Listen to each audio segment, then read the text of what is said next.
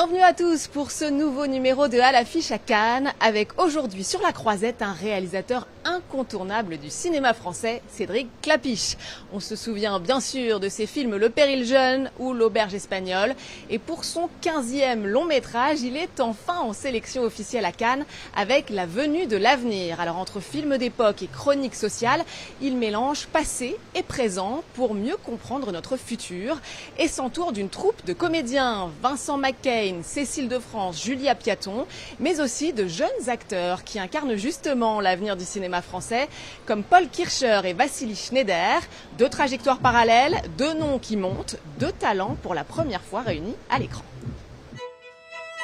Vous êtes tous les descendants d'une femme née en 1873, Adèle Meunier, née Vermillard. La maison est restée fermée depuis 1944. Elles ont vraiment un mystère, ces photos. On se demande c'était quoi leur vie. Je veux aller à Paris, Gaspard. J'ai besoin de savoir qui est ma maman.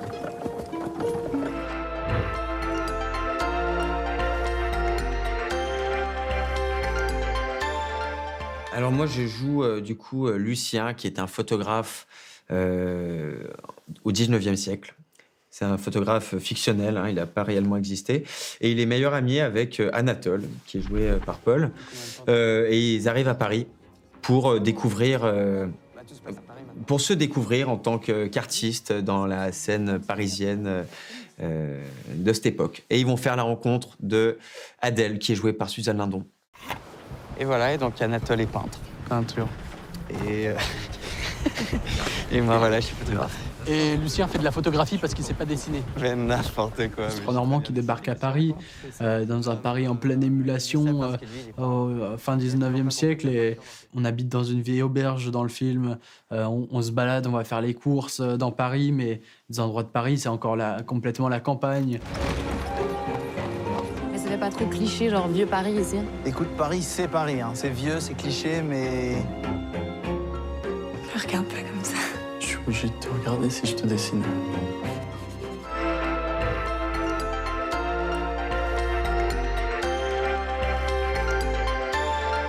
C'était peut-être Les Amandiers de Valéria Bruni.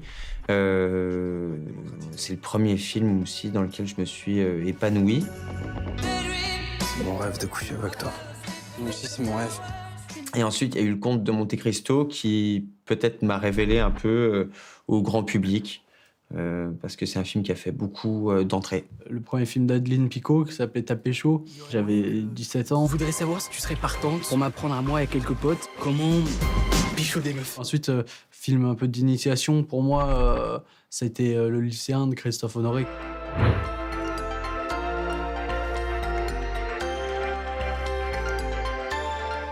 J'ai plusieurs frères, 4 grands frères qui font tous des métiers artistiques. Le premier, c'était notre frère aîné, Vadim. Il nous a partagé sa passion pour le théâtre et le cinéma. Et voilà, et donc moi j'ai commencé du coup quand j'avais 5 ans avec le doublage. Mes parents et mon frère sont comédiens aussi. Donc moi j'ai toujours grandi dans les théâtres.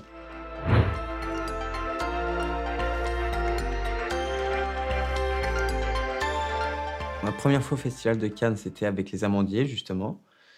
C'est tout de suite très flou dans ma tête, mais je me souviens que c'était un moment merveilleux. C'est vrai que c'est des moments de joie qui te restent longtemps. Après, tu passes une semaine à dormir, mais avec le sourire au visage, quoi. Première et seule fois, je suis allé il y a 2 ans avec le règne animal. Et c'est un grand moment de fête. Et puis c'est la naissance d'un film dans vraiment un lieu qui célèbre le cinéma. C'était hyper grand quoi, d'assister à tout ça. Ne bouge pas. On découvrira des choses sur eux. On découvre aussi un peu de choses sur nous.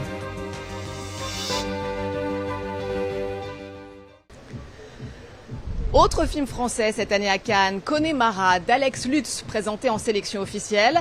L'adaptation du dernier roman éponyme de Nicolas Mathieu, prix Goncourt pour Leurs enfants après eux. On y suit Hélène et Christophe, deux quadragénaires originaires d'une même ville dans l'Est de la France. Une histoire de transfuge de classe, de déterminisme social et d'amour contrarié porté par Mélanie Thierry et Bastien Bouillon. J'ai pu rencontrer l'équipe du film ici à Cannes.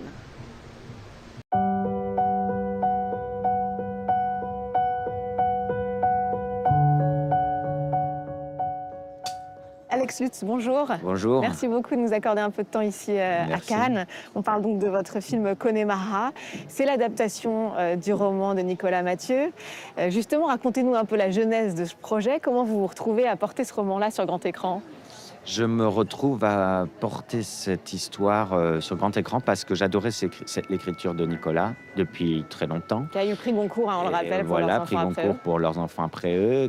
Et il y a cette petite ambulance qui est vachement sympa. Ouais, on peut mais faire moi, une je pause. trouve que franchement, le public de France 24 se dit bien, parfois, il y a des ambulances.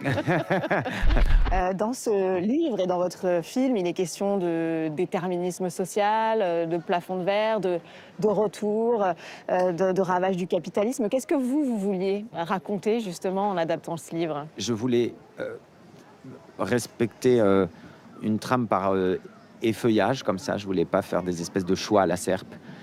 Je trouvais que c'était un piège. Hélène dit, la première phrase du livre, mais du coup c'est quelque chose que j'ai conservé, elle dit la colère venait dès le matin, avant son burn-out. Bon, donc cette espèce de charge terrible, mentale, de cette fille qui a pourtant tout bien coché, parce que brillante élève, a réussi les grandes écoles, a réussi machin, a tout juste. Mais ce tout juste-là, il a une facture terrible, quoi. Être une adulte vient de s'effondrer.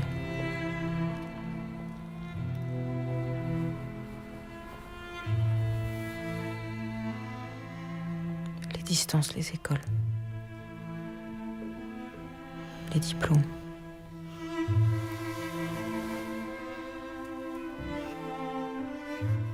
Je crois qu'on est très nombreux à s'identifier au personnage d'Hélène. Moi, la première. Il y a quelque chose, en tout cas, qui me rapproche d'elle. Il y a quelque chose où j'ai la sensation qu'on a quelque chose en commun. Ce besoin de s'arracher comme ça de son milieu familial, d'avoir envie d'autre chose, d'envie d'ailleurs. Puis ensuite, il y a cette fameuse crise existentielle qui nous guette souvent quand on approche ou quand on est autour des 40 ans, comme ça. Ce besoin de retourner à la maison, ce besoin de retrouver ses racines, cet endroit qui nous rassure, mais finalement, on s'y sent plus tout à fait à sa place parce qu'il y a un fossé qui s'est creusé. Ça raconte un peu tout ça.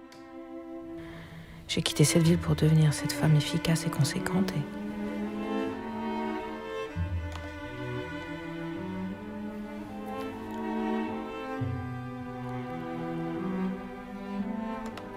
Et là, comme une conne, au bord de ce resto franchisé, coincée entre un cimetière et un parking.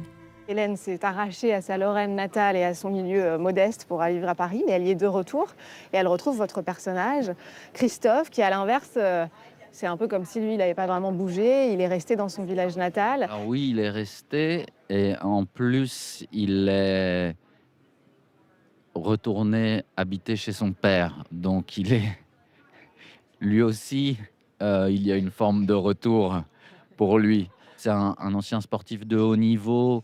Il y a quelque chose qui se joue dans la virilité, la masculinité, qui est quelque chose, moi, qui me fait plutôt peur dans la vie. Et Alex a su travailler le corps, mais avec une masculinité plus ambivalente que juste les bonnes blagues de vestiaire. Même si j'adore les bonnes blagues de vestiaire.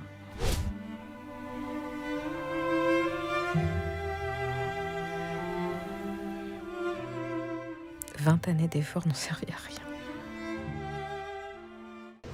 Et puis depuis presque 2 semaines maintenant, les plus beaux clichés des stars sur les marches circulent dans le monde entier. Et ce, grâce au travail des photographes qui doivent s'accréditer pour pouvoir obtenir une place devant le tapis rouge au plus près des stars.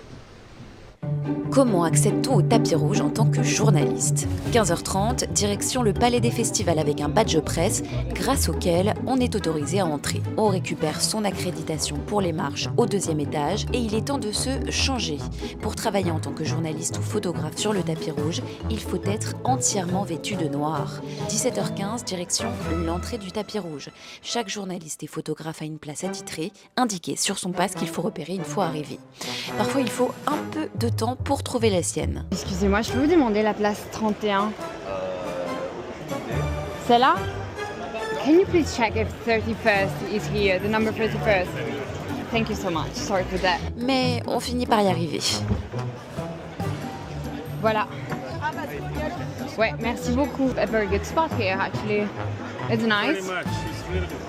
On installe le trépied et on filme tout avec un iPhone. À 18h, le tapis rouge commence officiellement. Les organisateurs ont sous les yeux une feuille avec des photos pour identifier les personnes qui foulent le tapis rouge. Le jeu, c'est de hurler les noms des célébrités pour obtenir des photos en gros plan.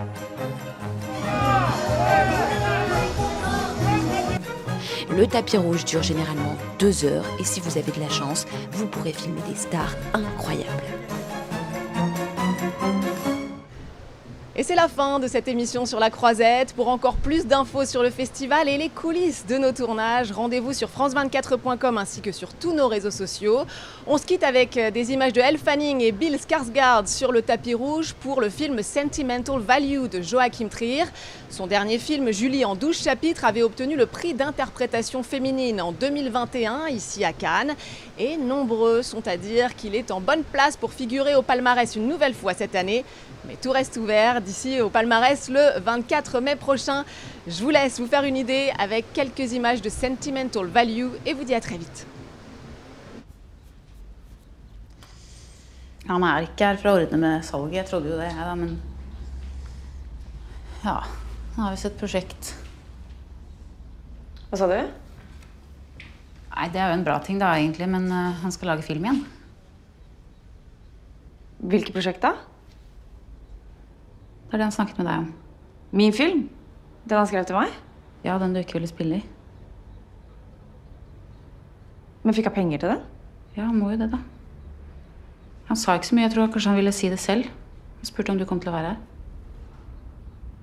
Ok.